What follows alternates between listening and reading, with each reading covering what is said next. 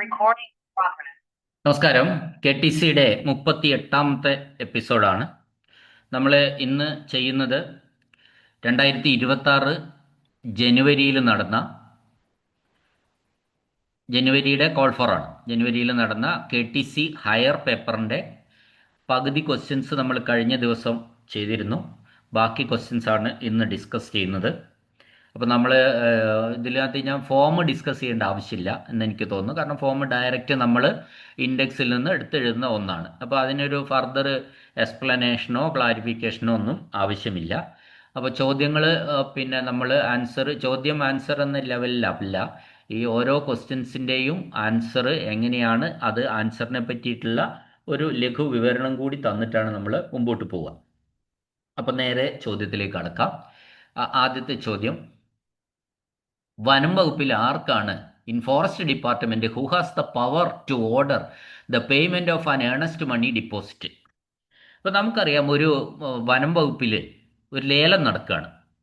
തേക്ക് ലേലം ആയിക്കോട്ടെ, തേക്കിൻ്റെ ലേലം നടക്കുന്നു.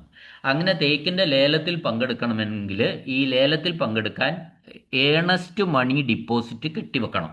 അതിനെ EMD എന്ന് പറയും, ഏണസ്റ്റ് മണി ഡിപ്പോ. അതിനാണ് നിരത ദ്രവ്യം എന്ന് മലയാളത്തിൽ പറയുക. അപ്പം ഒരു നിശ്ചിത തുക കെട്ടിവെച്ചാൽ മാത്രമേ നമുക്ക് ആ ലേലത്തിൽ പങ്കെടുക്കാൻ പറ്റുള്ളൂ. അപ്പോൾ ഈ ലേലത്തിലൊക്കെ പങ്കെടുത്തു, ആ ലേലം കിട്ടണമെന്നില്ല നമുക്ക്. ലേലത്തിൽ കുറേ ആൾക്കാർ പങ്കെടുക്കും, ആർക്കെങ്കിലും ആയിരിക്കും ലേലം കിട്ടുക. ഇല്ല, കിട്ടിയാലും കിട്ടിയില്ലേലും ഈ നമ്മൾ കെട്ടിവെക്കുന്ന തുക തിരികെ കൊടുക്കും. ഏണസ്റ്റ് മണി ഡിപ്പോസിറ്റ് തിരികെ കൊടുക്കും. അങ്ങനെ തിരികെ കൊടുക്കാൻ ഉത്തരവിട്ടതിന് ശേഷമാണ് തിരികെ കൊടുക്കുന്നത്. ആ ഉത്തരവ് ഇടാൻ EMD തിരികെ കൊടുക്കാൻ ഉത്തരവിടാനുള്ള അധികാരമുള്ള ഫോറസ്റ്റിലെ ഉദ്യോഗസ്ഥൻ ആരാണെന്നാണ് ചോദ്യം. ഇവിടെ ആൻസർ ഡിവിഷണൽ ഫോറസ്റ്റ് ഓഫീസറാണ്. നമുക്കറിയാം DFO ഉണ്ടാവും, ഡിവിഷണൽ ഫോറസ്റ്റ് ഓഫീസർ, DFO. അതാണ് ഇവിടെയുള്ള ആൻസർ. ഓക്കെ, അടുത്ത ചോദ്യം.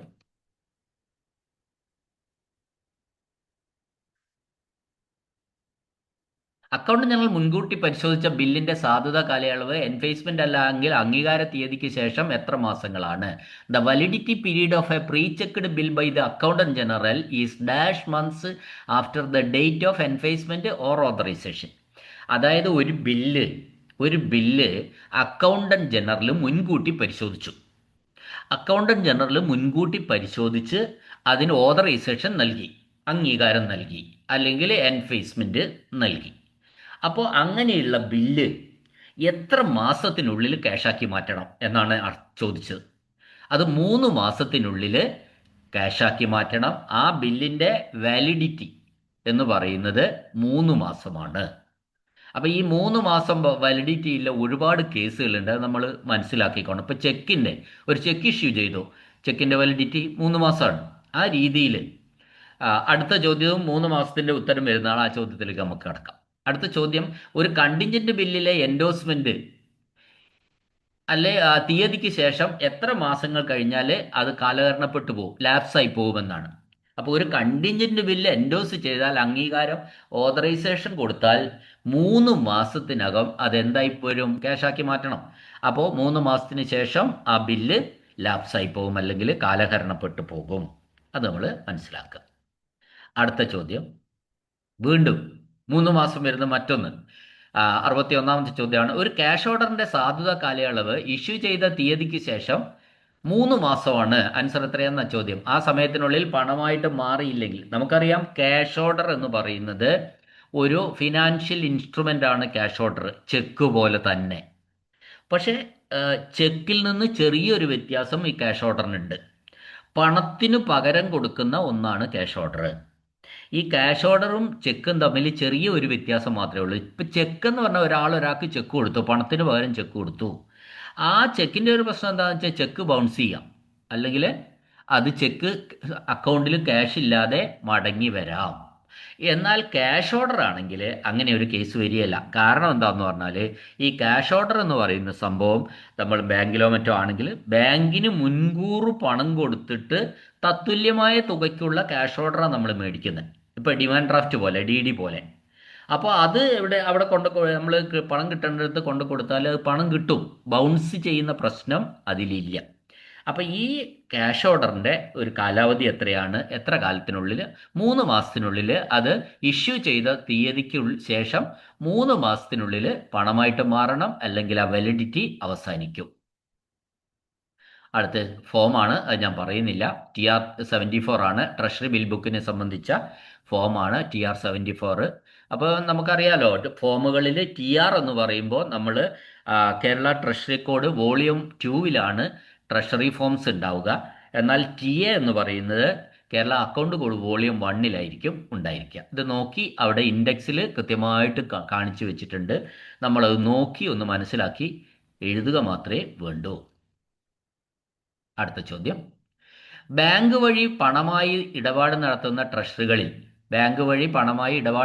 ട്രഷറികളിൽ എല്ലാ പെൻഷൻ ക്ലെയിമുകളും ഡാഷിൽ ചെയ്യും. In treasuries where cash business is transacted through the bank, all pension claim will be paid at. നിങ്ങൾ ചോദ്യം ഇതാണ്. സിംപ്ലി പറഞ്ഞാൽ നമുക്കറിയാം, ഒരു ട്രഷറിയുടെ ഇടപാടുകൾ മുഴുവൻ ബാങ്ക് നടത്തുന്ന ഒരു സ്ഥലം. ട്രഷറിയുടെ ഇടപാടുകൾ, പണമിടപാടുകൾ മുഴുവൻ ആര് നടത്തുന്നു? ബാങ്ക് നടത്തുന്നു. ഇപ്പം നോൺ ബാങ്കിങ് ട്രഷറിയാണ്. അപ്പോൾ അങ്ങനെയുള്ള ട്രഷറികളിൽ പെൻഷൻ ക്ലെയിം എവിടുന്ന് കൊടുക്കും? ട്രഷറികളിൽ നിന്ന് തന്നെ കൊടുക്കും. അതാണ് പ്രധാനപ്പെട്ടത്. മനസ്സിലായില്ലേ? അതായത് ഒരു ബാങ്കിൻ്റെ പണമിടപാടുകൾ മുഴുവൻ ബാങ്കാണ് ഒരു ട്രഷറിയുടെ പണമിടപാടുകൾ മുഴുവൻ ബാങ്കാണ് നടത്തുന്നതെങ്കിൽ അവിടെയുള്ള പെൻഷൻ ഇടപാടുകൾ ആരാണ് നടത്തുന്നതെന്ന് വെച്ചാൽ പെൻഷൻ ട്രഷറിയിൽ നിന്ന് തന്നെ കൊടുക്കും. ട്രഷറിയിൽ നിന്ന് തന്നെയാണ് പെൻഷൻ കൊടുക്കുന്നത്. മനസ്സിലാക്കിക്കോണം. ശമ്പളവും മറ്റു കാര്യങ്ങളൊക്കെ ബാങ്കിൽ നിന്ന് കൊടുക്കുകയാണെങ്കിലും പെൻഷൻ കൊടുക്കുക ട്രഷറിയിൽ നിന്നാണ്. അടുത്ത ചോദ്യം, ഹൈക്കോടതി നിക്ഷേപങ്ങളുടെ തിരിച്ചടവ് നിയന്ത്രിക്കുന്നത് ഡാഷിൽ അടങ്ങിയിരിക്കുന്ന ഹൈക്കോടതിയുടെ ഒറിജിനൽ അപ്പീൽ സൈഡ് നിയമങ്ങൾ അനുസരിച്ചാണ്. അപ്പോൾ ഈ ഹൈക്കോടതിയിലെ ഈ എന്തെങ്കിലും ഡിപ്പോസിറ്റുകളിൽ പിന്നെ തിരിച്ചു കൊടുക്കുക, അതാണ് പറഞ്ഞിരിക്കുന്നത്. ആ തിരിച്ചു കൊടുക്കുന്നത് സിവിൽ പ്രാക്ടീസ് നിയമങ്ങളിൽ അടങ്ങിയിരിക്കുന്ന നിയമങ്ങൾ അനുസരിച്ചാണ്. സിവിൽ പ്രാക്ടീസ് നിയമങ്ങൾ. അപ്പോൾ ഇപ്പോൾ ഒരു ഉദാഹരണം പറഞ്ഞാൽ, ഒരു സിവിൽ കേസുമായിട്ട് ബന്ധപ്പെട്ട് കോടതിയിൽ കെട്ടിവെച്ച തുക, അങ്ങനെ കോടതിയിൽ കെട്ടിവെക്കുന്ന തുക പിന്നീട് തിരികെ ആവശ്യപ്പെടുമ്പോൾ അയാൾക്ക് തിരികെ കൊടുക്കണം. അതിനുള്ള അപേക്ഷ നൽകുന്നതും ആ തുക പ്രസ്തുത ഈ ചട്ടങ്ങളുടെയും ഒറിജിനൽ അപ്പീൽ സൈഡ് നിയമങ്ങളുടെയും അടിസ്ഥാനത്തിൽ ആണ് അക്കൗണ്ട് വിഭാഗം ഇത് തിരികെ നൽകുന്നത്. ആ തിരികെ നൽകാനുള്ള നടപടിക്രമങ്ങളൊക്കെ പറയുന്നത് സിവിൽ പ്രാക്ടീസ് നിയമങ്ങളിലാണ്. അപ്പം അതാണ് ചോദ്യം. അടുത്ത ചോദ്യം, ഇഷ്യൂ ചെയ്ത തീയതി മുതൽ എത്ര മാസത്തേക്ക് പണമടയ്ക്കാത്ത ഏതൊരു ചെക്കും ഡ്രോയിങ് ഓഫീസർ റദ്ദാക്കും? പണമടയ്ക്കാത്തതല്ല, അത് മലയാളീകരിക്കുമ്പോഴുള്ള ചെറിയൊരു പ്രശ്നമാണിത്. The drawing officer shall cancel any cheque which has remained unpaid for dash months from the date of issue.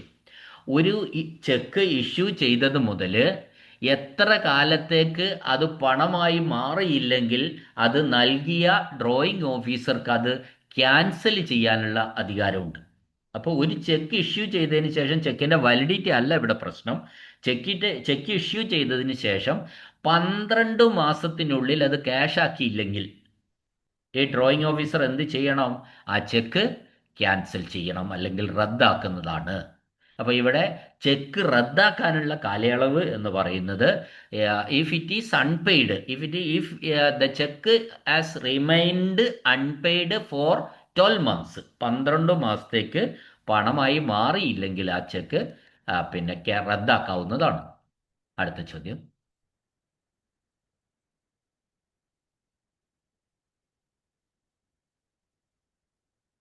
ഓരോ ഡിവിഷണൽ ഓഫീസറുടെയും ക്രെഡിറ്റ് ലെറ്റർ ആരാണ് നൽകുന്നത്?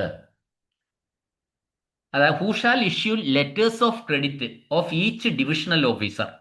അപ്പോൾ ലെറ്റേഴ്സ് ഓഫ് ക്രെഡിറ്റ് നൽകുന്നത് ശരിക്കും ഫിനാൻസ് ഡിപ്പാർട്ട്മെൻ്റ് ആണ്, അഥവാ ധനകാര്യ വകുപ്പാണ്. അത് നമ്മൾ മനസ്സിലാക്കിയിരിക്കേണ്ടതാണ്. അപ്പോൾ എന്താണ് ഈ ലെറ്റർ ഓഫ് ക്രെഡിറ്റ്? എല്ലാവർക്കും നമ്മൾ ഇതിനു മുമ്പ് പറഞ്ഞിട്ടുള്ളതാണ്. ലെറ്റർ ഓഫ് ക്രെഡിറ്റ് എന്ന് പറയുന്നത് സർക്കാർ നിർമ്മാണ പ്രവർത്തനങ്ങൾക്കോ മറ്റ് ഔദ്യോഗിക ചെലവുകൾക്കോ വേണ്ടി ഡിവിഷണൽ ഓഫീസർമാർക്ക് ട്രഷറി വഴി പണം ലഭ്യമാക്കാൻ ധനകാര്യ വകുപ്പ് നൽകുന്ന സാമ്പത്തിക അധികാര പത്രമാണ്. അതാണ് ലെറ്റർ ഓഫ് ക്രെഡിറ്റ് എന്ന് പറയുന്നത്. അപ്പോൾ നമുക്ക് അതിനൊരു ഉദാഹരണം പറഞ്ഞാൽ, ഇപ്പൊ നമ്മൾ പൊതുമരാമത്ത് വകുപ്പിലെ ഒരു ഡിവിഷണൽ എഞ്ചിനീയർ, അദ്ദേഹത്തിന് റോഡ് പണികൾക്കായുള്ള ബില്ലുകൾ മാറുന്നതിനും കരാറുകൾക്ക് പണം നൽകുന്നതിനും ട്രഷറിയിൽ നിന്നും ഒരു തുക ഉപയോഗിക്കുന്നതിനുള്ള അധികാരം വേണം. അപ്പൊ ഈ തുകയുടെ പരിധി നിശ്ചയിച്ചുകൊണ്ട് ധനകാര്യ വകുപ്പാണ് അയാൾക്ക് ഒരു ലെറ്റർ ഓഫ് ക്രെഡിറ്റ് കൊടുക്കുന്നത്. ഇപ്പൊ ഒരു ഫണ്ട് 25 ലക്ഷം പിൻവലിക്കാം. ആ ഡിവിഷണൽ ഓഫീസർക്ക് അതിനുള്ള ഒരു അധികാരം കൊടുക്കുകയാണ്. ആ 25 ലക്ഷം എന്ന് പറഞ്ഞ ഒരു പരിധി വെച്ചിട്ടുണ്ടെങ്കിൽ 1 രൂപ പോലും അതിൽ കൂടുതൽ കിട്ടില്ല. ആ അധികാരമാണ് ലെറ്റർ ഓഫ് ക്രെഡിറ്റ് എന്ന് പറയുന്നത്. അത് നൽകുന്നത് ധനകാര്യ വകുപ്പാണ്. അപ്പോൾ അത് നൽകുന്നത് ഇത്തരത്തിലുള്ള പ്രത്യേകിച്ച് PWD ഡിവിഷണൽ ഓഫീസർമാർക്കാണ്. വേറെ ഡിവിഷണൽ ഓഫീസർമാർക്കും നൽകാം. കൂടുതലും ഇവർക്കായതുകൊണ്ടാണ് ഞാൻ അങ്ങനെ പറഞ്ഞത്. ഡിവിഷണൽ ഓഫീസർമാർക്കാണ് ലെറ്റർ ഓഫ് ക്രെഡിറ്റ് നൽകുന്നത്. ഇതൊരു ബില്ലുകൾ മാറുന്നതിനും റോഡ് പണികൾ എടുക്കുന്നതിനും ബില്ല് മാറി കരാറുകാർക്ക് പണം കൊടുക്കാനൊക്കെ വേണ്ടി പിന്നെ കൊടുക്കുന്ന ഒരു അധികാരമാണ്. അതിൽ നിശ്ചിത തുക രേഖപ്പെടുത്തിയിട്ടുണ്ടാവും. ലെറ്റർ ഓഫ് ക്രെഡിറ്റിൽ പർട്ടിക്കുലറായിട്ട് ഒരു തുക രേഖപ്പെടുത്തിയിട്ടുണ്ടാവും. അടുത്ത ചോദ്യം,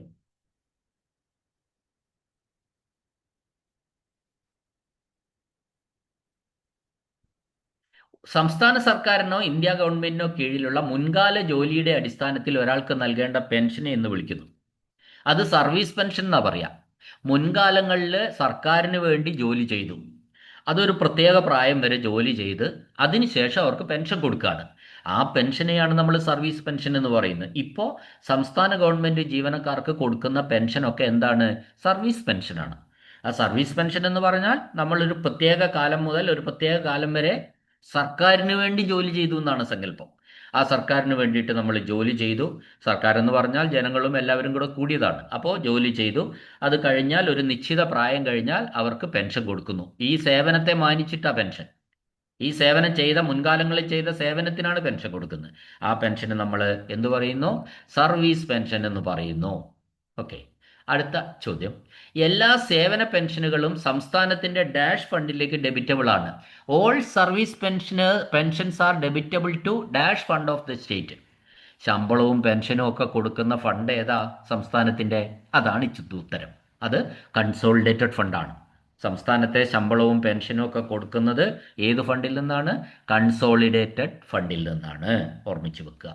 ഓക്കെ. അടുത്ത ചോദ്യം, പെൻഷൻ പേയ്മെന്റ് ഓർഡറിന്റെ വിതരണക്കാരന്റെ പകുതി ഡാഷിൽ സൂക്ഷിക്കും. The disbursement half of the pension payment order will be kept in. അതാണ്. അതായത് ഇപ്പോഴുള്ളതല്ല, ശരിക്കും മുൻകാലങ്ങളിലാണ് ഇത് പ്രധാനമായിട്ട് ഉപയോഗിച്ചിരുന്നത്, ഇപ്പോഴും ഉണ്ട്. അപ്പൊ ഈ പെൻഷൻ പേയ്മെന്റ് ഓർഡർ അഥവാ PPO എന്ന് പറയും. പെൻഷൻ പേയ്മെന്റ് ഓർഡർ അഥവാ PPO. അപ്പോൾ ഈ PPOയ്ക്ക് 2 ഹാഫ് ഉണ്ടായിരിക്കും. ഒരു പകുതി എവിടെ സൂക്ഷിക്കും? ട്രഷറിയിൽ സൂക്ഷിക്കും. അതായത് പെൻഷൻ വിതരണം ചെയ്യുന്നയാൾ അയാൾക്ക് വേണ്ടി ഒരു പകുതി സൂക്ഷിക്കും, ഒരു പകുതി ബന്ധപ്പെട്ട പെൻഷനറും സൂക്ഷിക്കും. അപ്പം തന്നെ 2 ഹാഫായി. ഒരു പെൻഷനറുടെ PPOയുടെ ഒരു പകുതി ട്രഷറി സൂക്ഷിക്കും. അവരാണല്ലോ പെൻഷൻ വിതരണം ചെയ്യുന്നയാൾ. ആ PPOയുടെ പകുതി ഈ പെൻഷനർ തന്നെ സൂക്ഷിക്കും. അപ്പോൾ വിതരണക്കാരന്റെ പകുതി ആരാ സൂക്ഷിക്കുന്നതെന്നാണ് ചോദ്യം ഇവിടെ.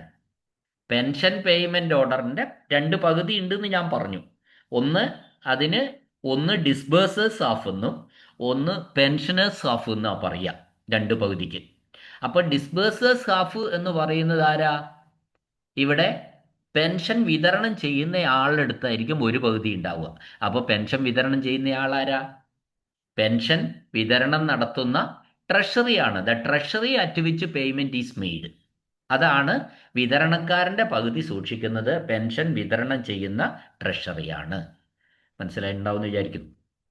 അടുത്ത ചോദ്യം, അടുത്ത ഫോമാണ്, ഞാൻ പറയുന്നില്ല. പെൻഷന്റെ കമ്മ്യൂട്ടഡ് മൂല്യം അടയ്ക്കുന്നതിനുള്ള ഉത്തരവുകൾ ആരാണ് പുറപ്പെടുവിക്കുക? Who will issue the orders for payment of the commuted value of pension.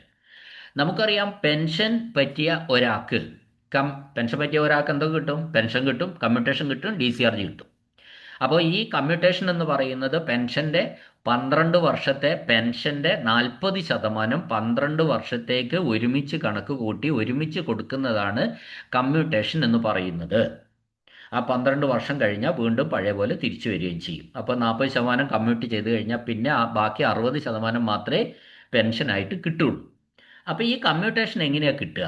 നമ്മൾ പെൻഷൻ അപേക്ഷ കൊടുക്കുന്നു. ഇപ്പോൾ പ്രിസർവ് സോഫ്റ്റ്വെയറിലൂടെയാണ് പെൻഷൻ അപേക്ഷ കൊടുക്കുന്നത്. അപ്പോൾ പെൻഷൻ അപേക്ഷ കൊടുത്തു, അതിൽ നമ്മൾ പെൻഷൻ കാൽക്കുലേറ്റ് ചെയ്തു, അതിൽ 40% കമ്മ്യൂട്ടേഷൻ കൊടുത്തു, അതെല്ലാം കാൽക്കുലേറ്റ് ചെയ്തു, DCRG എല്ലാം കാൽക്കുലേറ്റ് ചെയ്തു, നമ്മൾ പെൻഷൻ ബുക്കൊക്കെ സബ്മിറ്റ് ചെയ്തു.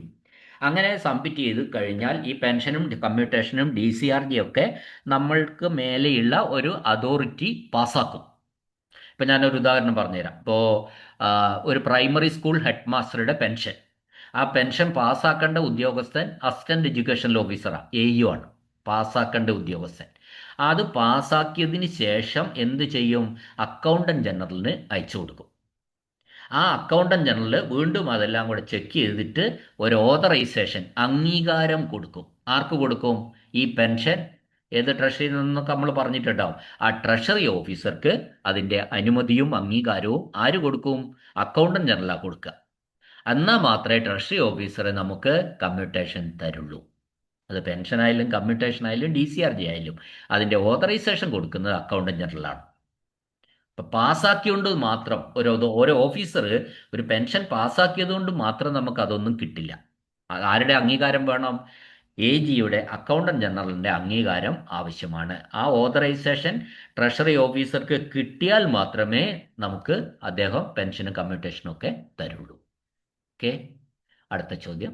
ഒരു പെൻഷനർ തൻ്റെ പെൻഷൻ പണം സ്വീകരിക്കാൻ വരുമ്പോൾ ഡിസ്പേഴ്സിംഗ് ഓഫീസർ അദ്ദേഹത്തിൻ്റെ വ്യക്തിഗത മാർക്കുകൾ ഡാഷിൽ രേഖപ്പെടുത്തിയിരിക്കുന്നവയായിട്ട് ഒത്തുനോക്കണം. അപ്പോൾ ഒരു പെൻഷനർ പെൻഷൻ വാങ്ങാൻ വന്നു, അപ്പോൾ ആദ്യമായിട്ടാണെന്ന് വിചാരിച്ചോളൂ. അപ്പോൾ അങ്ങനെ വരുമ്പോൾ ഈ പെൻഷനർ എടുത്ത് ഈ PPOയുടെ ഒരു പകുതിയുണ്ട്. ഒരു പകുതി ആരുടെ അടുത്തുണ്ട്? ഈ പെൻഷൻ പേയ്മെന്റ് ഡിസ്ബേഴ്സറിൻ്റെ പകുതി എവിടെയുണ്ട്? ട്രഷറിയിലും ഉണ്ട്. അതായത് ഡിസ്ബേഴ്സിംഗ് ഓഫീസർ എടുത്തും ഉണ്ട്. ഒരു പകുതി ഇവിടെ, ഒരു പകുതി പെൻഷൻ എടുത്തുമാണ്. അപ്പോൾ ഈ ഡിസ്ബേഴ്സിംഗ് ഓഫീസർ എടുത്തുള്ള അല്ലെങ്കിൽ ട്രഷറി ഓഫീസർ എടുത്തുള്ള ഈ PPOയുടെ പകുതിയിൽ ഈ പെൻഷൻ വാങ്ങാൻ വരുന്ന ആളുടെ പേഴ്സണൽ മാർക്ക് ഓഫ് ഐഡൻറ്റിഫിക്കേഷൻ ഉണ്ടാവും. 2 മറുകെന്നോ 2 ബ്ലാക്ക് മോളെന്നോ ഒക്കെ പറഞ്ഞ് അതെന്തെങ്കിലും 2 അല്ലെ ബോൺ സ്കാറോ എന്തെങ്കിലുമൊക്കെ ആയിട്ട് പേഴ്സണൽ മാർക്ക് ഓഫ് ഐഡൻറ്റിഫിക്കേഷൻ എവിടെ ഉണ്ടാവും? PPOയുടെ ഡിസ്ബേഴ്സേഴ്സ് സ്റ്റാഫിൽ ഓൾറെഡി എഴുതി വെച്ചിട്ടുണ്ടാവും. ഇത് തമ്മിൽ ഒത്തുനോക്കണമെന്നാണ് പറഞ്ഞത്. ആ ഡിസ്ബേഴ്സേഴ്സ് സ്റ്റാഫും ഇയാളെ വെരിഫൈ ചെയ്യാൻ ഉള്ള മാർഗമാണ് ഈ പെൻഷനർ വരുന്ന പെൻഷനെ വെരിഫൈ ചെയ്യണമെന്നാണ് പറഞ്ഞിരിക്കുന്നത്. അപ്പോൾ എവിടെയുള്ളതാ? എവിടെ രേഖപ്പെടുത്തിക്കുന്നവരെയായിട്ട് പരിശോധിക്കേണ്ടത്? പെൻഷൻ പേയ്മെന്റ് ഓർഡറിന്റെ ഡിസ്ബേഴ്സേഴ്സ് സ്റ്റാഫിൽ പേഴ്സണൽ മാർക്ക് ഓഫ് ഐഡന്റിഫിക്കേഷൻ ഉണ്ടാവും. അതുമായിട്ട് വരുന്ന പെൻഷനറെ ഒത്തുനോക്കണം എന്നാണ് പറഞ്ഞത്. ഓക്കെ, ഞാനിത് കാര്യം ഒന്ന് മനസ്സിലാക്കണ്ടേന്ന് ഓർത്തിട്ടാണ് പറയുന്നത് കേട്ടോ. ഇങ്ങനെ നമ്മൾ വെറുതെ ഇങ്ങനെ ചോദ്യം ഉത്തരം പഠിച്ചിട്ട് എന്താ ഇതൊരു ബൈഹാർട്ടിങ് സിസ്റ്റം ഇപ്പോൾ അതിൽ ആ രീതിയിലല്ല ചോദിച്ചെങ്കിൽ പിന്നെ ആൻസർ എഴുതാൻ നമുക്ക് കഴിയില്ല. ഓക്കെ, അപ്പോൾ ഇത് KSRും KTC എല്ലാം കൂടെ മിക്സ് ചെയ്തിട്ടുള്ള സംഭവങ്ങളാണ് ക്വസ്റ്റ്യനായിട്ട് വരുന്നത്. ഓക്കെ, അടുത്ത ചോദ്യം. ഇന്ത്യയിൽ താമസിക്കാത്ത ഒരു പെൻഷൻകാരന് ആരുടെ അനുമതിയോടെ നിയമപരമായ സാധുതയുള്ള ഒരു പവർ ഓഫ് അറ്റോർണി കൈവശം വെച്ചിരിക്കുന്ന ഒരു അംഗീകൃത ഏജന്റ് വഴി ഇന്ത്യയിൽ പെൻഷൻ എടുക്കാം? അപ്പോൾ ഇന്ത്യയിൽ താമസിക്കാത്ത ഒരു പെൻഷൻകാരനാണെന്ന് വിചാരിച്ചോളൂ. അദ്ദേഹത്തിന് പവർ ഓഫ് അറ്റോർണി ഉണ്ട്. അപ്പോൾ പവർ ഓഫ് അറ്റോർണി കൈവശം വെച്ചിരിക്കുന്ന ഒരാൾ വഴി അയാൾക്ക് പെൻഷൻ വാങ്ങാം.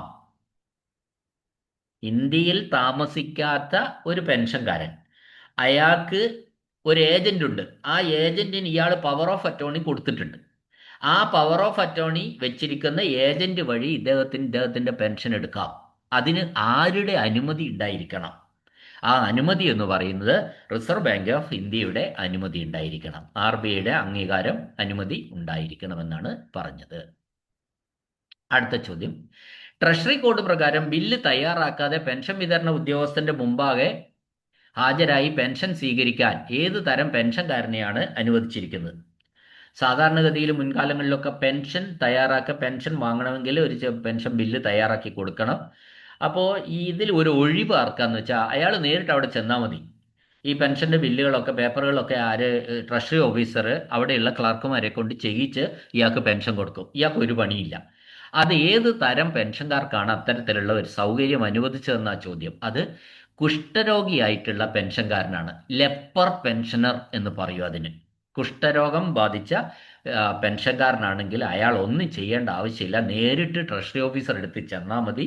അതിൻ്റെ നടപടിക്രമങ്ങളൊക്കെ ട്രഷറി ഓഫീസർ ചെയ്തിട്ട് ഇദ്ദേഹത്തിന് പണം കൊടുക്കും. അപ്പോൾ ഹാജരായി നേരിട്ട് പെൻഷൻ സ്വീകരിക്കാൻ ഉദ്യോഗസ്ഥന് മുമ്പായി ഹാജരായാൽ മാത്രം മതി, പെൻഷൻ കൊടുക്കും. അപ്പോൾ അത്തരത്തിൽ അനുവദിച്ചിരിക്കുന്ന ഒരു വിഭാഗമാണ് ഈ ലെപ്പർ പെൻഷനർ അഥവാ കുഷ്ഠരോഗം ബാധിച്ച പെൻഷനർ എന്ന് പറയുന്നത്. ഓക്കെ, അടുത്ത ചോദ്യം. The pension of an insane person may be paid to a guardian appointed under dash rule. ഒരു ഭ്രാന്തനായിട്ടുള്ള മാനസിക തകരാറുള്ള ഒരു മനുഷ്യന്റെ പെൻഷൻ അത് പിന്നെ ചട്ടപ്രകാരം നിയമിച്ച ഒരു രക്ഷിതാവിന്, ഒരു ഗാർഡിയന് നൽകാവുന്നതാണ്. അത് ഏത് ചട്ടമാണെന്നാണ് ചോദിച്ചത്. അത് പിന്നെ ഇന്ത്യൻ ലൂണസി ആക്ട് 1912. വളരെ ഇമ്പോർട്ടൻ്റ് ആട്ടോ, ഇത് ശ്രദ്ധിച്ചോണേ. ഇന്ത്യൻ ലൂണസി ആക്ട് 1912 പ്രകാരം, അല്ലെങ്കിൽ ഗവൺമെന്റ് ഓതറൈസ് ചെയ്തിട്ടുള്ള ഒരു ഗാർഡിയൻ, ഒരു വ്യക്തിക്ക്, ഇതിലേതെങ്കിലും ഒരാൾക്ക് എന്ത് കൊടുക്കാം? ഈ ഭ്രാന്തനായിട്ടുള്ള ഒരു മനുഷ്യന്റെ പെൻഷൻ കൊടുക്കാം. അത് ഇന്ത്യൻ ഭ്രാന്തൻ നിയമം എന്ന മലയാളീകരിക്കുക. 1912 ഇന്ത്യൻ ലൂണസി ആക്ട് 1912 പ്രകാരം പിന്നെ ഒരു പെൻഷനറുടെ, മാനസിക തകരാറ് വന്ന ഒരു പെൻഷനറുടെ പെൻഷൻ അദ്ദേഹത്തെ നോക്കുന്ന ഒരു ഗാർഡിയന് കൊടുക്കാം, അല്ലെങ്കിൽ ഗവൺമെന്റ് ഓതറൈസ് ചെയ്ത ഒരു വ്യക്തിക്ക് കൊടുക്കാം. ലോ എന്ന് പറയുന്നത് ഇന്ത്യൻ ലൂണസി ആക്ട് 1912 ക്ലിയർ അല്ലേ? ഓക്കെ, അടുത്തത് ഫോമാണ്, ഞാൻ പറയുന്നില്ല. അടുത്തതും ഫോമാണ്, പറയുന്നില്ല. അടുത്ത ചോദ്യം. On the first appearance of a pensioner, the disbursing officer shall take an impression of thumb and fingers of dash hand. നമ്മൾ പെൻഷൻ വാങ്ങാൻ ആദ്യം ഹാജരാകുന്ന സമയത്ത് ആ പെൻഷൻ വിതരണം ചെയ്യുന്ന ഉദ്യോഗസ്ഥൻ ഈ പെൻഷനറുടെ കയ്യിലെ തള്ളവിരലിൻ്റെയും ചൂണ്ടുവിരലിൻ്റെയും നടുവിരലിൻ്റെയും റിംഗ് ഫിംഗറിൻ്റെയും സ്മോൾ ഫിംഗറിൻ്റെയും എന്ന് പറഞ്ഞാൽ എല്ലാ വിരലുകളുടെയും ഇംപ്രഷൻസ് എടുക്കണം. ആ വിരലുകളുടെ എല്ലാത്തിൻ്റെയും പിന്നെ ഒരു പാഡ് ഉപയോഗിച്ച് അതിൻ്റെ മുദ്രണം എടുക്കണം. ഈ മുദ്രണം വെച്ച ഒരു ഐഡൻറ്റിഫിക്കേഷൻ ഓൾറെഡി നമ്മൾ ട്രഷറി ഓഫീസർക്ക് കൊടുത്തിട്ടുണ്ടാവും നേരത്തെ. അപ്പോൾ അതൊരു പേജുണ്ട്, പെൻഷൻ പിന്നെ കൊടുക്കുന്ന പേജിൽ പേഴ്സണൽ, അതിൽ 3 കാര്യങ്ങളുണ്ട്. ഒന്ന്, നമ്മുടെ ഫോട്ടോ ഉണ്ടാവും. നമ്മുടെ ഫോട്ടോയും ഫാമിലി പെൻഷനും കൂടി ചേർന്ന ഒരു ഫോട്ടോ ഉണ്ടാവും. അതിന് താഴെ പേഴ്സണൽ മാർക്ക് ഓഫ് ഐഡൻറ്റിഫിക്കേഷൻ ഉണ്ടാവും. അതിനും താഴെ സിഗ്നേച്ചർ വെരിഫൈ ചെയ്തിട്ടുണ്ടാവും ഇദ്ദേഹത്തിൻ്റെ പെൻഷനുടെ. അതുകൂടാതെ ഇദ്ദേഹത്തിൻ്റെ 5 വിരലുകൾ പതിപ്പിച്ച, മഷി ഉപയോഗിച്ച് പതിപ്പിച്ച അടയാളവും ഉണ്ടാവും, ഇംപ്രഷൻസ് ഓഫ് ദ ഫിംഗേഴ്സ്. ഈ ചോദ്യം അതല്ല ഇവിടെ. അതാണ് പെൻഷൻ ആദ്യം ഹാജരാകുന്ന സമയത്ത് ഇയാളെ തിരിച്ചറിയാനുള്ള മാർഗങ്ങളാണ് ഇതൊക്കെ. അത് വെപ്പിക്കണമെന്നാണ് പറയുന്നത് അവിടെ. അത് ഇടത് കൈയുടെയാണ്. ഇടത് കൈയുടെ 5 വിരലിൻ്റെയും ഇംപ്രഷനാണ് എടുക്കേണ്ടത്, ഓർമ്മിക്കണേ. ലെഫ്റ്റ് ഹാൻഡ് ഇംപ്രഷൻസ് ആണ് വേണ്ടത് വിരലുകളുടെ. ഓക്കെ, അടുത്ത ചോദ്യം. പെൻഷൻകാരുടെ വാർഷിക മസ്റ്ററിങ് പൂർത്തിയാക്കി ഡാഷ് ആയിരിക്കുന്ന സ്ഥലത്ത് മസ്റ്ററിംഗ് തീയതി രേഖപ്പെടുത്തുക. The annual mustering or periodical verification of the pensioners has been done and note the date of mustering at the space provided for. Okay, അപ്പോൾ ഒരു പെൻഷനറുടെ മസ്റ്ററിങ്ങിന് വന്നു ഒരു പെൻഷനർ. എന്താ ഈ മസ്റ്ററിംഗ് എന്ന് പറഞ്ഞാൽ?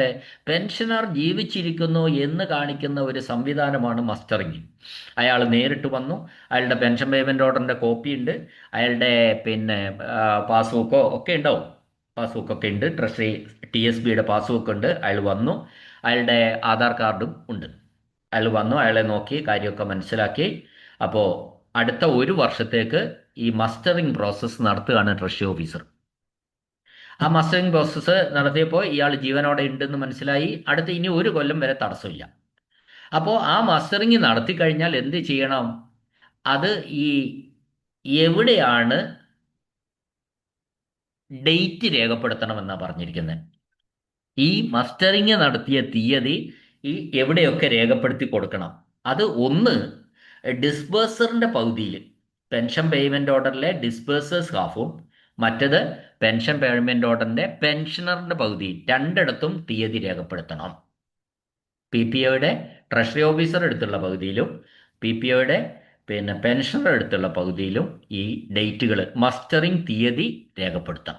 അതാ പറഞ്ഞതിന്റെ അർത്ഥം. അപ്പൊ ഇപ്പോ ഈ PPO പകുതി പകുതി ഇല്ലാത്ത ഏറ്റവും ലേറ്റസ്റ്റ് ആയി വരുന്ന പെൻഷനിലൊന്നും PPO ഹാഫ് ഹാഫ് ഇല്ല. ഒരു PPOയുടെ കോപ്പി ഇവിടെയും കൊടുക്കും, അവിടെ ഉണ്ടാവും. അപ്പോൾ അതിൽ നമ്മൾ പാസ്ബുക്ക് കൊണ്ടാൽ എവിടെയെങ്കിലും നമുക്ക് ആ ഡേറ്റ് എഴുതി തരും, മസ്റ്ററിംഗ് നടന്ന ഡേറ്റ് എഴുതി തരും. അടുത്ത ചോദ്യം, രാഷ്ട്രീയ പെൻഷൻ കൈമാറാൻ ആർക്കാണ് അധികാരം? രാഷ്ട്രീയ പെൻഷൻ. അപ്പൊ രാഷ്ട്രീയ പെൻഷൻ എന്ന് പറയുന്നത് നമുക്കറിയാം, പൊളിറ്റിക്കൽ പെൻഷനാണ്.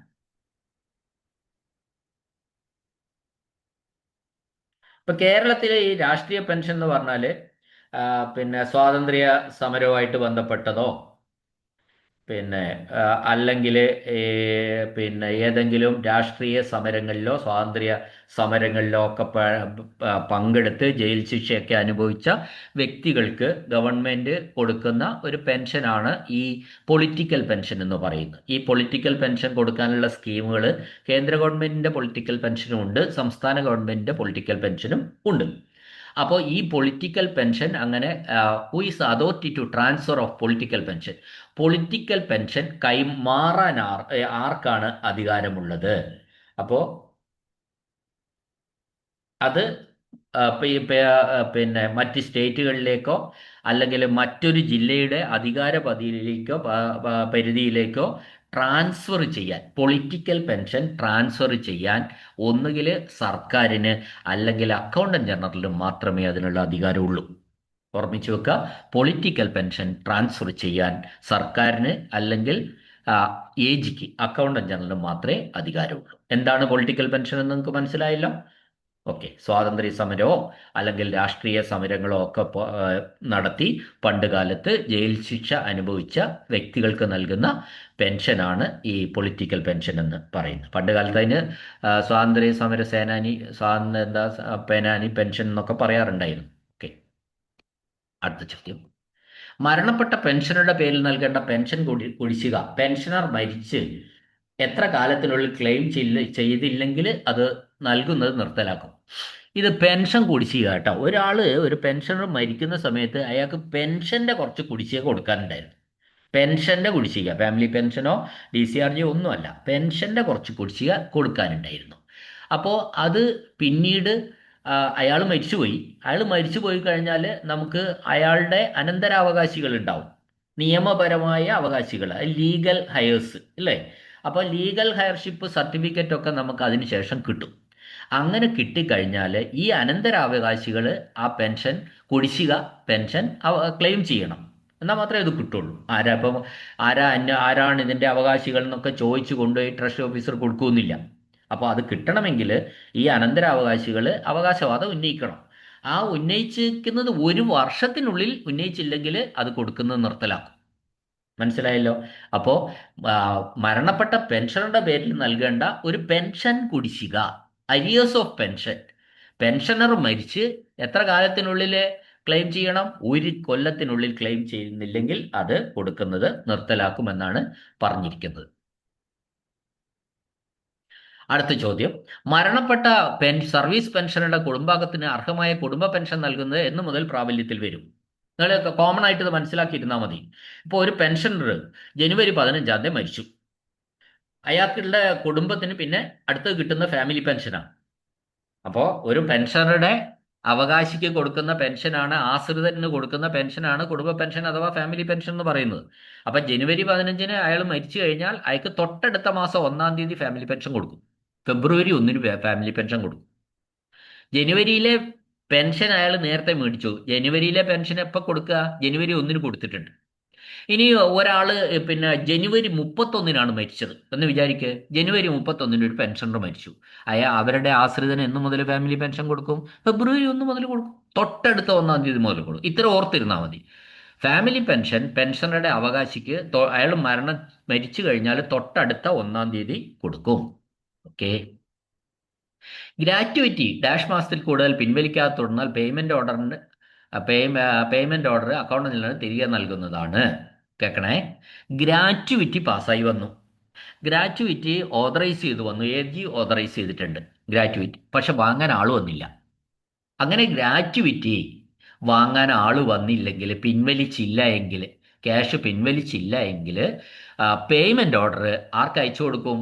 അക്കൗണ്ടന്റ് ജനറലിന് അയച്ചു കൊടുക്കും. എത്ര കാലത്തിനുള്ളിൽ പിൻവലിക്കണം? 12 മാസത്തിനുള്ളിൽ പിൻവലിച്ചില്ലെങ്കിൽ, ഒരു വർഷത്തിനുള്ളിൽ പിൻവലിച്ചില്ലെങ്കിൽ ഈ പേയ്മെന്റ് ഓർഡർ അക്കൗണ്ടന്റ് ജനറലിന് അയച്ചു കൊടുക്കും. ഓക്കെ, അടുത്തത് പിന്നെ ഫോമാണ്, ഞാൻ പറയുന്നില്ല.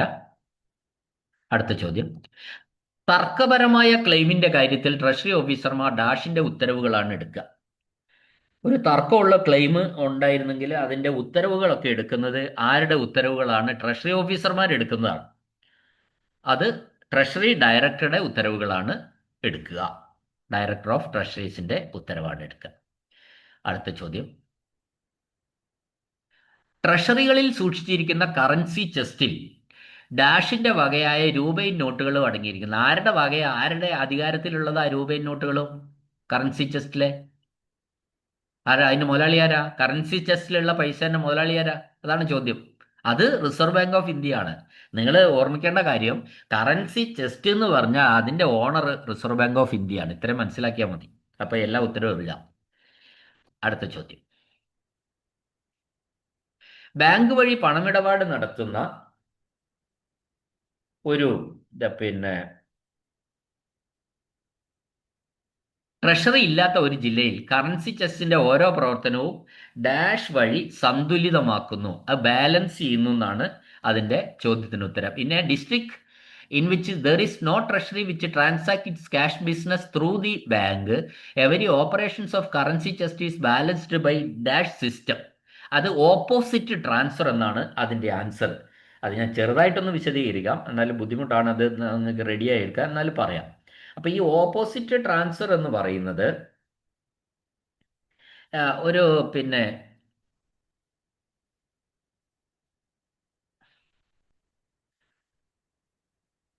ഇപ്പം നമ്മൾ അതിൽ പറയുമ്പോൾ ഓപ്പോസിറ്റ് ട്രാൻസ്ഫറിനെ പറ്റി പറഞ്ഞാൽ, ഇപ്പോൾ ഒരു എക്സാമ്പിൾ പറഞ്ഞാൽ, ഒരു കറൻസി ചെസ്റ്റ് അതിൻ്റെ ലിങ്ക്ഡ് ബ്രാഞ്ചും അല്ലെങ്കിൽ മറ്റൊരു കറൻസി ചെസ്റ്റും തമ്മിലുള്ള പണമിടപാടിൽ ഒരു പിഴവ് സംഭവിച്ചു. അപ്പോൾ അങ്ങനെ പിഴവ് സംഭവിച്ചാൽ, ഇപ്പോൾ പിന്നെ എ എന്ന സ്റ്റേറ്റ് ബാങ്ക് ബ്രാഞ്ച് വേറൊരു കറൻസി ചെസ്റ്റുമായി ലിങ്ക് ചെയ്തിരിക്കുന്നു വിചാരിക്കാം. അപ്പോൾ ഈ ബ്രാഞ്ചിലേക്ക് ഉപഭോക്താക്കൾ നൽകിയ അല്ലെങ്കിൽ ബ്രാഞ്ചിൽ നിന്ന് കൊടുത്തയച്ചതായിട്ടുള്ള ഒരു 10 ലക്ഷം രൂപയുടെ കണക്കിൽ ഒരു തെറ്റ് സംഭവിച്ചു. അതായത് ഈ ചെസ്റ്റിലേക്ക് പണം ഡിപ്പോസിറ്റ് ചെയ്തതായിട്ട് കാണിക്കേണ്ടതിന് പകരം ക്യാഷ് പിൻവലിച്ചതായിട്ട് കാണിച്ചു. അപ്പോൾ ഒരു തെറ്റായിട്ടുള്ള ഇടപാട് അവിടെ കാണിച്ചിരിക്കുന്നത്. അപ്പോൾ ഇതിനുള്ള പരിഹാരം എന്താ? ഈ പിന്നെ തെറ്റ് തിരുത്താൻ വേണ്ടിയിട്ട് മുമ്പ് ചെയ്ത, അതായത് കറൻസി ചെസ്റ്റ് അധികൃതർ ഇപ്പോൾ ഒരു തെറ്റ് ചെയ്തിട്ടുണ്ട്, ആ തെറ്റിന് നേരെ ഓപ്പോസിറ്റ് ആയിട്ടുള്ള ഡയറക്ഷനിൽ ഒരു ട്രാൻസ്ഫർ എൻട്രി അങ്ങ് പാസ്സാക്കും. അപ്പോൾ തെറ്റായി ഡെബിറ്റ് ചെയ്ത തുക ക്രെഡിറ്റ് ചെയ്ത് അത് പരിഹരിച്ചു. ഇതിനാണ് എതിർ ട്രാൻസ്ഫർ അല്ലെങ്കിൽ ഓപ്പോസിറ്റ് ട്രാൻസ്ഫർ എന്ന് പറയുന്നത്. ഇത്തരം പ്രോസസ്സാണ് അത്. അങ്ങനെ തന്നെ മനസ്സിലാക്കിയിരിക്കാനേ പറ്റുള്ളൂ. മറ്റൊരു എക്സാമ്പിൾ നമുക്കിവിടെ തരാൻ നിങ്ങൾക്കില്ല. എന്താണ് ഈ ഓപ്പോസിറ്റ് ട്രാൻസ്ഫർ എന്ന് ഞാൻ പറഞ്ഞു എന്ന് മാത്രമേ ഉള്ളൂ. ഓക്കെ, അടുത്തത്, അടുത്ത സാമ്പത്തിക വർഷത്തേക്ക് ഓരോ ജില്ലയ്ക്കും പരമാവധി സാധാരണ ക്യാഷ് ബാലൻസ് ആരാണ് നിശ്ചയിക്കുക? അപ്പം നമ്മൾ മനസ്സിലാക്കേണ്ട കാര്യം എന്താ വെച്ചാൽ, ഈ സർക്കാരാണ് ശരിക്കും അത് ഓരോ ജില്ലയ്ക്കും വേണ്ട പരമാവധി ക്യാഷ് ബാലൻസിന്റെ ഒരു പരിധി നിശ്ചയിക്കുന്നത് സർക്കാരാണ്, ഗവൺമെന്റ് ആണ്. The maximum normal cash balance for each district for the next financial year will be fixed by. അപ്പോൾ അടുത്ത സാമ്പത്തിക വർഷത്തേക്ക് ഓരോ ജില്ലയ്ക്കും പ്രത്യേകമായിട്ട് അതിൻ്റെ ക്യാഷ് ബാലൻസ് സർക്കാരാണ് നിശ്ചയിക്കുന്നത്. അത് ഒരു ഇപ്പോൾ ഒരു ഉദാഹരണം പറഞ്ഞാൽ, കേരളത്തിലെ പല ജില്ലകളിലും, ഇപ്പോൾ വിവിധ ജില്ലകളിലെ ട്രഷറിയിൽ പിന്നെ അത് 14 ജില്ലയുണ്ടല്ലോ, ആ ഓരോ ജില്ലയിലെയും ട്രഷറികളിൽ അടുത്ത വർഷത്തെ പ്രവർത്തനങ്ങൾക്കായിട്ട് കൈവശം വെക്കാവുന്ന പണത്തിൻ്റെ ഒരു പരിധി, അത് ധനകാര്യ വകുപ്പിന്റെ അനുമതിയോടെ ഗവൺമെന്റ് ആണ്, സർക്കാരാണ് മുൻകൂട്ടി നിശ്ചയിക്കുക. അപ്പോൾ ഇങ്ങനെ നിശ്ചയിച്ചാൽ മാത്രമേ അതിലൂടെ കൃത്യമായിട്ട് ക്യാഷ് എപ്പോഴും സ്റ്റോക്കായിട്ട് വേണം, കാര്യങ്ങൾ നടക്കണ്ടേ.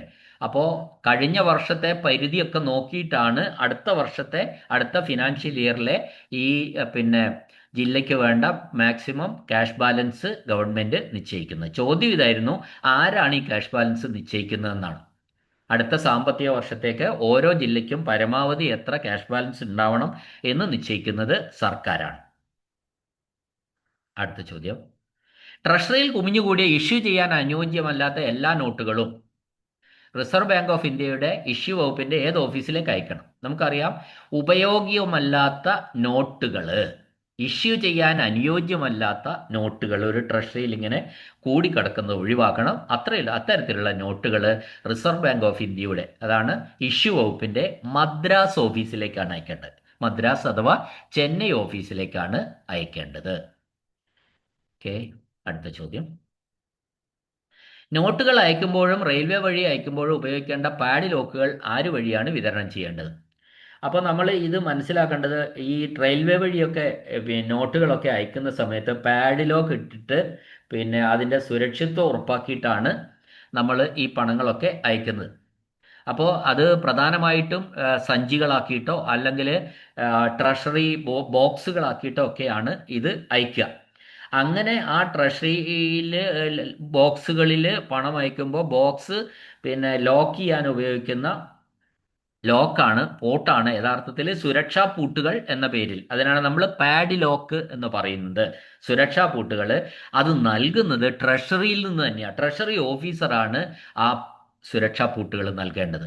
എവിടെന്നെങ്കിലും പുറത്തുനിന്ന് ഒരു പോട്ട് മേടിച്ചിട്ട് പൂട്ടിയാൽ പോരാ, ട്രഷറി ഓഫീസറാണ് അത് പിന്നെ പാഡ് ലോക്ക് നൽകേണ്ടത്. ഇപ്പോൾ മറ്റൊരു ഉദാഹരണമായി, ഇപ്പോൾ ഒരു ജില്ലാ ട്രഷറിയിൽ നിന്ന് സബ് ട്രഷറിയിലേക്ക് അല്ലെങ്കിൽ റെയിൽവേ വഴി മറ്റൊരു ജില്ലയിലെ ട്രഷറിയിലേക്കോ പണം അല്ലെങ്കിൽ കറൻസി നോട്ടുകൾ അടങ്ങിയ പെട്ടികൾ അയക്കുന്നു. അങ്ങനെ പെട്ടികൾ അയക്കുമ്പോൾ അനധികൃതമായിട്ട് തുറക്കുന്നത് തടയാൻ ട്രഷറി ഓഫീസർ നൽകുന്ന അംഗീകൃത പൂട്ടുപയോഗിച്ച്, അതായത് ട്രഷറി പാഡ്ലോക്ക് ഉപയോഗിച്ച് ആ പെട്ടികൾ സീൽ ചെയ്യണം. ഇത് പണത്തിന്റെ സുരക്ഷ ഉറപ്പാക്കാൻ വേണ്ടിയിട്ടാണ്. ആ പാഡ്ലോക്ക് കൊടുക്കേണ്ടത് ട്രഷറി ഓഫീസറാണ്. അടുത്ത ചോദ്യം, drafts which are outstanding for more than 6 months are known as. ഒരു ഡ്രാഫ്റ്റ് പണമായിട്ട് മാറിയിട്ടില്ല, 6 മാസത്തിനായിട്ടും ആ ഡ്രാഫ്റ്റ് പണമായി മാറിയില്ല എങ്കിൽ ആ ഡ്രാഫ്റ്റിനെ നമ്മൾ എന്ത് വിളിക്കുമെന്ന ആ ചോദ്യം. അതിനാണ് നമ്മൾ അൺപെയ്ഡ് ഡ്രാഫ്റ്റ് എന്ന് പറയുന്നത്. അൺപെയ്ഡ് ഡ്രാഫ്റ്റ്, അത് മലയാളത്തിൽ വരുമ്പോൾ പണമടയ്ക്കാത്ത ഡ്രാഫ്റ്റ് എന്നാ പറയുക. അപ്പോൾ അത് കേട്ടാൽ ചിലപ്പോൾ നിങ്ങൾക്ക് മനസ്സിലാവില്ല. അൺപെയ്ഡ് കേട്ടാലും മനസ്സിലാവുകയും ചെയ്യും. അപ്പോൾ 6 മാസമായിട്ടും പണം കൊടുക്കാത്ത, പണം വാങ്ങാത്ത ഒരു ഡ്രാഫ്റ്റിന് നമുക്ക് എന്ത് പറയാം? അൺപെയ്ഡ് ഡ്രാഫ്റ്റ് എന്ന് പറയാം. അടുത്ത ചോദ്യം, ഡ്രാഫ്റ്റുകൾ ഇഷ്യൂ ചെയ്തതിന് ശേഷമുള്ള 3-ാം അക്കൗണ്ട് വർഷം അവസാനിക്കുന്നതിന് മുമ്പ് പണം നൽകാത്തവയെ ഡാഷ് ആയിട്ട് കണക്കാക്കും. വീണ്ടും ഡ്രാഫ്റ്റാണ്. ഒരു ഡ്രാഫ്റ്റ് ഇഷ്യൂ ചെയ്തു, അത് 3 സാമ്പത്തിക വർഷം കഴിഞ്ഞാൽ ആ ഡ്രാഫ്റ്റിന് എന്ത് പറയും നമ്മളെ? അതിനാണ് ലാപ്സ്ഡ് ഡ്രാഫ്റ്റ് എന്ന് പറയുന്നത്.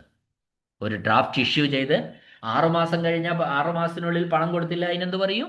അതിന് പിന്നെ അൺപെയ്ഡ് ഡ്രാഫ്റ്റ് എന്ന് പറയും. എന്നാൽ 3 സാമ്പത്തിക വർഷം കഴിഞ്ഞിട്ടാണ് വഴിയുമ്പോഴും ആ പണം കൊടുത്തിട്ടില്ല എങ്കിൽ, പണം വാങ്ങിയിട്ടില്ല എങ്കിൽ, പണം കൊടുത്തിട്ടില്ല എങ്കിൽ ആ ഡ്രാഫ്റ്റിനെ നമ്മൾ ലാപ്സ്ഡ് ഡ്രാഫ്റ്റ് എന്ന് പറയും. അത് 3 വർഷമാണ് ഉദ്ദേശിക്കുന്നത്. ഓക്കെ, അടുത്ത ചോദ്യം, ഡാഷ് ഇല്ലാത്ത ഒരു വൗച്ചറിനെയും സാധുവായ വൗച്ചറായി പരിഗണിക്കൂല. കേൾക്കണേ, പേ ഓർഡർ എന്നാണ് അതിന് ആൻസർ. പേ ഓർഡർ ഇല്ലാത്ത ഒരു വൗച്ചറിനെയും സാധുവായ വൗച്ചറായി പരിഗണിക്കില്ല. No voucher shall be treated as a valid voucher unless it bears. മനസ്സിലാക്കണേ നിങ്ങൾ. അപ്പോൾ പിന്നെ ഇപ്പോൾ ഈ സർക്കാർ ട്രഷറികളിലൂടെയോ ബാങ്കുകളിലൂടെയോ ഒക്കെ എന്തുണ്ട്, പണം അയക്കുന്നതിനായിട്ട് നമ്മൾ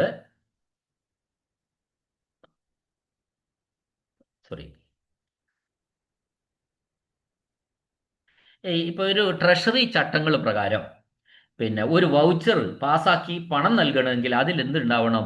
പേ ഓർഡർ ഉണ്ടായിരിക്കണം. എന്താ പേ ഓർഡർ എന്ന് പറഞ്ഞാൽ? പേ, അത് ഈ വാചകം എഴുതാണ്, പേ റുപ്പീസ്, അത് വേർഡ്സിൽ എഴുതും, പിന്നെ ഫിഗറിൽ എഴുതും ആദ്യം, എന്നിട്ട് ബ്രാക്കറ്റിൽ അതിൻ്റെ വേർഡ്സും എഴുതും. എന്നിട്ട് ഈ അതിൻ്റെ അടിയിൽ കൺസേൺ ഉദ്യോഗസ്ഥൻ, പാസ്സാക്കേണ്ട ഉദ്യോഗസ്ഥൻ ഒപ്പിടും. പേ റുപ്പീസ് ഫിഗറിൽ എഴുതി, വേർഡ്സിൽ എഴുതി, അടിയിൽ ഒപ്പിൽ. ഈ ഈ ഇതിനാണ് പേ ഓർഡർ എന്ന് പറയുന്നത്. ഇപ്പൊ പേ ഓർഡർ എന്താന്ന് മനസ്സിലായല്ലോ. പേ റുപ്പീസ് എന്ന് പറഞ്ഞിട്ട് ഫിഗറിലും വേർഡ്സിലും വഴി ആ പാസ്സാക്കേണ്ട, ആ പണം നൽകേണ്ട ഉദ്യോഗസ്ഥനാണ് അത് പാസ്സാക്കുന്നത്. ആ ഉദ്യോഗസ്ഥൻ ഒപ്പിടുമ്പോൾ മാത്രമേ അതിന് പേ ഓർഡർ ആവുള്ളൂ. അപ്പൊ അങ്ങനെ പേ ഓർഡർ പണം കൊടുത്തു കഴിഞ്ഞാൽ ഒരു പെയ്ഡ് എന്നുള്ള ഒരു സീലും കൂടെ വെക്കും. അപ്പൊ ഇവിടെ പേ ഓർഡർ ഇല്ലാത്ത ഒരു വൗച്ചറിനെയും സാധുവായ വൗച്ചറായി പരിഗണിക്കില്ല. എന്ന് പറഞ്ഞാൽ പേ ഓർഡർ ഇല്ല എങ്കിൽ അതിൽ പൈസ കൊടുക്കൂല. അതാണ് അർത്ഥം. പേ ഓർഡർ ഉണ്ടായിരിക്കണം പണം കൊടുക്കണമെങ്കിൽ. അതുമാണ് സാധാരണ സാധുവായ വൗച്ചറായി പരിഗണിക്കുന്നില്ല എന്നാണ് പറഞ്ഞതിൻ്റെ അർത്ഥം. ഓക്കെ, അടുത്ത ചോദ്യം ഫോമാണ്. അപ്പോൾ ഏത് വൗച്ചറും സാധുവായ വൗച്ചർ ആണെങ്കിൽ എന്ത് വേണം? പേ ഓർഡർ വേണം. ഏത് വൗച്ചറിലും പണം കിട്ടണമെങ്കിൽ എന്ത് വേണം? അത് പേ ഓർഡർ ഉണ്ടായിരിക്കണം. വേറെ ഒരു ചോദ്യം എൻ്റെ കൂട്ടത്തിൽ ചോദിച്ചോട്ടെ. ഒരു ബില്ല് എപ്പോഴാണ് വൗച്ചറായി മാറുന്നത്? അങ്ങനെ ചോദ്യം നേരത്തെ കേട്ടിട്ടുണ്ട്. ഒരു ബില്ല് വൗച്ചറായി മാറുന്നത് എപ്പോഴാണ്? അത് അതിൽ പെയ്ഡ് എന്ന സീല് വരുമ്പോൾ അത് വൗച്ചറായി മാറി. എന്ന് പറഞ്ഞാൽ ആ ബില്ലിൽ പണം കൊടുത്തു കഴിഞ്ഞാൽ അത് പെയ്ഡ് സീല് വരും. അത് കഴിഞ്ഞാൽ അതെന്തായി? വൗച്ചറായിട്ട് മാറി. ഓക്കെ, അടുത്ത ഫോമാണ്, ഒഴിവാക്കി. അടുത്ത ചോദ്യം, സർക്കാരിന് വേണ്ടിയിട്ട് നാണയങ്ങൾക്ക് പകരമായി പൊതുജനങ്ങൾക്ക് പേയ്മെന്റുകൾ നൽകുന്ന എല്ലാ മൂല്യങ്ങളുടെയും നോട്ടുകളായി കറൻസി ചെസ്റ്റും ട്രഷറി ബാലൻസും മതിയായ അളവിൽ സൂക്ഷിക്കുന്നതിന് ആരാണ് ഉത്തരവാദി? അതായത് സർക്കാരിന് വേണ്ടിയിട്ട് പണം കൊടുക്കണം, പൊതുജനങ്ങൾക്ക്, പെൻഷൻകാർക്ക് കൊടുക്കണം, അത്തരം ആൾക്കാർക്കൊക്കെ പണം കൊടുക്കാൻ വേണ്ടി എല്ലാത്തരം ഡിനോമിനേഷനുള്ള നോട്ടുകൾ ട്രഷറിയിൽ ഉണ്ടായിരിക്കണം. ആവശ്യത്തിനുള്ള ക്യാഷ് ബാലൻസ് ട്രഷറിയിൽ ഉണ്ടായിരിക്കണം. അപ്പോൾ അതിനുവേണ്ടി കറൻസി ചെസ്റ്റും ട്രഷറി ബാലൻസും ഒക്കെ നന്നായിട്ട് സൂക്ഷിച്ചു വെക്കണം. ആരാണ്? ട്രഷറി ഓഫീസറാണ്. ഇതെല്ലാം അപ്പോൾ പ്രത്യേകിച്ച് പെൻഷൻ പേയ്മെൻറ്റ് ശമ്പള ദിവസങ്ങളാവുമ്പോഴേക്ക് ട്രഷറി ഓഫീസർ കൃത്യമായിട്ട് ഈ ഫണ്ടുകളൊക്കെ രൂപപ്പെടുത്തി വെക്കണം. ഇഷ്ടം പോലെ 100, 50, 100, 200, 500 ഒക്കെ നോട്ടുകൾ ഉണ്ടായിരിക്കണം. അങ്ങനെ എല്ലാത്തരം ഡിനോമിനേഷനിലുള്ള നോട്ടുകളും ഒക്കെ ശേഖരിച്ചു വെക്കണം. അതിൻ്റെ ഉത്തരവാദിത്വം ആർക്കാണ്? ട്രഷറി ഓഫീസർക്കാണ്. താഴെ പറയുന്നവയിൽ നിന്ന് ഒരു സാമ്പത്തിക വർഷത്തിൽ ട്രഷറി ഓഫീസർ പാസാക്കിയ ഏതൊക്കെ ബില്ലുകളാണ് അടുത്ത സാമ്പത്തിക വർഷത്തിൽ ബാങ്കിൽ അടയ്ക്കാത്തത്? ഇപ്പം ഞാനൊരു എക്സാമ്പിൾ പറയാം. ഒരു മാർച്ചിൽ TA കണ്ടിൻജന്റ് ബില്ല് പാസ്സാക്കി treasury officer. Grand in aid ബില്ലുകൾ പാസ്സാക്കി. സ്കോളർഷിപ്പും സ്റ്റൈപ്പൻറ്റും പാസ്സാക്കി. മാർച്ചിലാണ്. ആ ബില്ല് യാതൊരു കാരണവശാലും ഏപ്രിൽ പൈസ കൊടുക്കൂല. ബാങ്ക് ഏപ്രിൽ പൈസ കൊടുക്കൂല. കാരണം അതൊക്കെ ഒരു സാമ്പത്തിക വർഷത്തേക്ക് മാത്രമേ ഉള്ളൂ. മാർച്ച് 31 തന്നെ കഴിഞ്ഞു പോകേണ്ട ഇതാണ്. അതാണ് ഇവിടെ ആ ആൻസർ വന്നിരിക്കുന്നത്. ഇവിടെ ആ 3 മുകളിൽ പറഞ്ഞവയെല്ലാം എന്നാണ് ആൻസർ. ഓക്കെ, അടുത്ത ചോദ്യം. ഒരു സർക്കാർ ഉദ്യോഗസ്ഥന് കുടിശ്ശികയുണ്ട് എന്ന് വിചാരിക്കുക. അയാൾ ഏതൊക്കെയോ കേസിൽ ലോൺ എടുത്തതും അതും ഇതുമൊക്കെ ആയിട്ട് സ്ഥാപനത്തിലേക്ക് വീട്ടുവാടക അടച്ചിട്ടില്ല. അങ്ങനെ കുറേ പ്രശ്നങ്ങൾ ഒരു സർക്കാർ ഉദ്യോഗസ്ഥനുണ്ട്. അങ്ങനെയാണെങ്കിൽ ആ പണം ഏതിൽ നിന്ന് ഈടാക്കും? അത് DCRGയിൽ നിന്ന് ഈടാക്കുക. എളുപ്പത്തിൽ നിങ്ങൾക്ക് മനസ്സിലാവും. ഡെത്ത് കം റിട്ടയർമെന്റ് ഗ്രാറ്റുവിറ്റിയിൽ നിന്നാണ് അത് ഈടാക്കുക. അതായത് ഒരു ജീവനക്കാരൻ സർക്കാരിലേക്ക് എന്തെങ്കിലും കൊടുക്കാനുണ്ടെങ്കിൽ അയാളത് പൈസയും ഇല്ലെങ്കിൽ അയാളുടെ ഏതിൽ നിന്ന് ഈടാക്കും? അയാളുടെ DCRGയിൽ നിന്ന് ഈടാക്കും. അടുത്ത ചോദ്യം, ഗസറ്റഡ് തസ്തികയിലേക്ക് സ്ഥാനക്കയറ്റം ലഭിക്കുന്നതിന് മുമ്പ് ഒരു സർക്കാർ ഉദ്യോഗസ്ഥൻ വഹിച്ചിരുന്ന നോൺ ഗസറ്റഡ് തസ്തികയുമായി ബന്ധപ്പെട്ട അദ്ദേഹത്തിന് നൽകേണ്ട ശമ്പളത്തിൻ്റെയും അലവൻസുകളുടെയും കുടിശ്ശിക ആര് മുഖേനയാണ് പിൻവലിക്കേണ്ടത്? അദ്ദേഹത്തിന് നൽകേണ്ടത്. ഇപ്പോൾ ഞാൻ ഒരു ഉദാഹരണം പറയാം. ഒരു ഹൈസ്കൂൾ അധ്യാപകൻ ഹൈസ്കൂൾ ഹെഡ്മാഷായി. അപ്പോൾ ഒരു നോൺ ഗസറ്റഡ് ആയി നമുക്ക് പറയാം. അപ്പോൾ ഹൈസ്കൂൾ അധ്യാപകനെ ആയിരുന്ന കാലത്ത് അയാൾക്ക് കുറേ അയാൾ വേറെ ഒരു സ്കൂളിലേക്ക് ഗസറ്റഡായി HM ആയി മറ്റൊരു സ്കൂളിലേക്ക് അയാൾ പോയി. അപ്പോൾ അയാൾ ഹൈസ്കൂൾ ടീച്ചർ ആയിരുന്ന സമയത്ത് അയാൾക്ക് കുറച്ച് കുടിശ്ശിക കിട്ടാനുണ്ട്. എന്തെങ്കിലും ആയിക്കോട്ടെ, ശമ്പളത്തിൻ്റെയോ അലവൻസിൻ്റെയോ മറ്റോ കുടിശ്ശിക കിട്ടാനുണ്ട്. അത് ആരാണ് എഴുതി അയാൾക്ക് കൊടുക്കേണ്ടതെന്ന ബില്ലാക്കി? അത് ആ സ്കൂളിലെ ഇയാൾ നോൺ ഗസറ്റഡ് ആയിരുന്ന സ്കൂളിലെ സ്ഥാപന മേധാവിയാണ്, ഡ്രോയിങ് ഓഫീസറാണ് അയാൾക്ക് ചെയ്തു കൊടുക്കേണ്ടത്. എൻ്റെ അഭിപ്രായത്തിൽ ഇവിടെ കറക്റ്റ് ആൻസർ ഇതിൽ ഇല്ല എന്നാണ്. ഇവിടെ അവർ പറഞ്ഞിരിക്കുന്ന അദ്ദേഹത്തിൻ്റെ അവസാനത്തെ ഗസറ്റഡ് തസ്തികയല്ല. ശരിക്കും എന്താണെന്ന് വെച്ചാൽ നോൺ ഗസറ്റഡ് പീരീഡിലെ ശമ്പളവും അലവൻസൊക്കെ ആ സ്ഥാപനത്തിൽ വെച്ച് തന്നെ വാങ്ങണം, അത് പിന്നീടായാലും. അപ്പോൾ അത് വാങ്ങിക്കൊടുക്കേണ്ടത് ആ സ്ഥാപനത്തിലെ നോൺ ഗസറ്റഡ് ആയിട്ട് വർക്ക് ചെയ്ത സ്ഥാപനത്തിലെ ഇവിടെ ഡ്രോയിങ് ഓഫീസറാണ്. ഇവിടെ ഞാൻ പറഞ്ഞ എക്സാമ്പിളായി വെച്ചാണെങ്കിൽ അവിടുത്തെ ഹെഡ് മാഷാണ്. അല്ലാണ്ട് ഗസറ്റഡ് പീരീഡിൽ നോൺ ഗസറ്റഡ് പീരീഡിൽ അരിയർ കിട്ടില്ല. കാരണം ഗസറ്റ് പീരീഡിൽ നമുക്ക് കിട്ടുന്ന അരിയേഴ്സൊക്കെ തന്നെ AGയുടെ പേ സ്ലിപ്പിലുള്ളതാണ്. അവിടെ നമുക്ക് നോൺ ഗസറ്റഡ് പീരീഡിലെ ഒരു സാധനം നമുക്കായിട്ട് നേരിട്ട് കിട്ടില്ല. അടുത്ത ചോദ്യം, വനം വകുപ്പിന്റെ ഉദ്ദേശിക്കുന്ന ടെൻഡറുകൾ വഴി നടത്തുന്ന ഏണസ്റ്റ് മണി ഡിപ്പോസിറ്റുകൾ ഡാഷ് ആയിട്ട് ക്രെഡിറ്റ് ചെയ്യണം. വനം വകുപ്പ് ഒരു ടെൻഡർ വിളിച്ചു, തേക്ക് ലേലം വിളിച്ചു. അപ്പോൾ ടെൻഡറിൽ പങ്കെടുക്കാൻ ആഗ്രഹമുള്ളവരൊക്കെ എന്ത് ചെയ്യും? തുക കെട്ടിവെക്കും. അതിനാണ് ഏണസ്റ്റ് മണി ഡിപ്പോസിറ്റ് എന്ന് പറയുന്നത്, നിരത ദ്രവ്യം എന്ന് പറയും. അപ്പോൾ അങ്ങനെ കെട്ടിവെച്ച് കഴിഞ്ഞാൽ അത് സർക്കാരിന്റെ എന്തായിട്ടാണ് ക്രെഡിറ്റ് ചെയ്യേണ്ടതെന്ന ചോദ്യം. അത് റവന്യൂ ഡിപ്പോസിറ്റ് ആയിട്ട് ക്രെഡിറ്റ് ചെയ്യണം. സർക്കാരിലേക്ക് ആദ്യം റവന്യൂ ഡിപ്പോസിറ്റ് ആയിട്ട് ക്രെഡിറ്റ് ചെയ്യണം. അതൊരു കെട്ടിവെക്കൽ മാത്രമാണ്, ആ പണം പിന്നീട് തിരിച്ചു കിട്ടും. അതുകൊണ്ടാണ് ഇവിടെ റവന്യൂ ഡിപ്പോസിറ്റ് എന്ന് പറഞ്ഞിരിക്കുന്നത്. അടുത്ത ചോദ്യം, ലാസ്റ്റ് ക്വസ്റ്റ്യൻ. പിൻവലിക്കാൻ അനുവദിച്ച ക്ലെയിമിന്റെ സാധുത സ്വീകരിക്കുന്നതിന് the treasury officer shall be responsible to dash for the acceptance of the validity of a claim against which he has permitted withdrawal. അപ്പോൾ ഈ പിന്നെ നമ്മൾ ഇവിടുന്ന് കൊടുക്കുന്ന ട്രഷറി ഓഫീസർ കൊടുക്കുന്ന പിന്നെ ക്ലെയിമുകൾ ഒക്കെ, അതിൻ്റെ പണത്തിൻ്റെ ഒക്കെ ഉത്തരവാദിത്തം ട്രഷറി ഓഫീസർക്കാണ്. ആ ട്രഷറി ഓഫീസർ ഇത്തരത്തിലുള്ള ക്ലെയിമുകൾക്കൊക്കെ ആരുമായിട്ട് ഉത്തരവാദിത്തമായിരിക്കുന്നു എന്ന ചോദ്യം. അത് അക്കൗണ്ടന്റ് ജനറലുമായിട്ടാണ് ഉത്തരവാദിത്തത്തിൽ നിൽക്കുന്നത്. ഇതിൻ്റെ കാരണം എന്താന്ന് പറഞ്ഞാൽ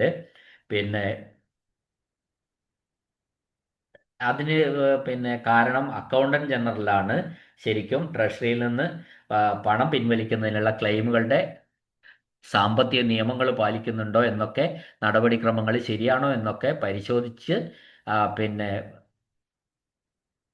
പരിശോധിക്കുന്നത്, ഓഡിറ്റ് നടത്തുന്നത് ആരാണ്? അക്കൗണ്ടന്റ് ജനറലാണ്. അതുകൊണ്ട് ട്രഷറി ഓഫീസർ ഇത്തരം കാര്യങ്ങളിൽ ഉത്തരവാദപ്പെട്ടിരിക്കുന്നത് അക്കൗണ്ടന്റ് ജനറലിനോടാണ്. ഓക്കെ, കഴിഞ്ഞു. ഈ ചോദ്യപേപ്പർ ഇവിടെ അവസാനിക്കുകയാണ്. ക്ലാസ്സുകൾ നിങ്ങൾക്ക് മനസ്സിലാവുന്നുണ്ടാവും എന്ന് ഞാൻ വിചാരിക്കുന്നു. കേട്ട എല്ലാവർക്കും നന്ദി, നമസ്കാരം.